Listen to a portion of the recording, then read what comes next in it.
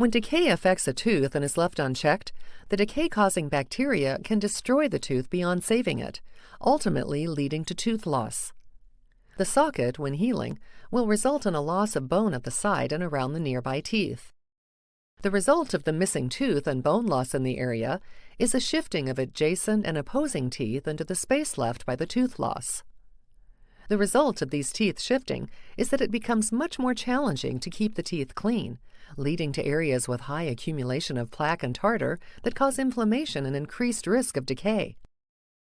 The shifting position of the teeth may also result in a change of the bite, which over time may lead to 1. Poor function and grinding,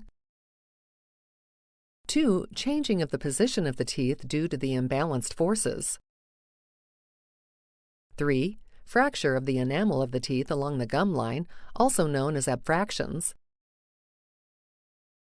4. Excessive wear on the teeth, 5.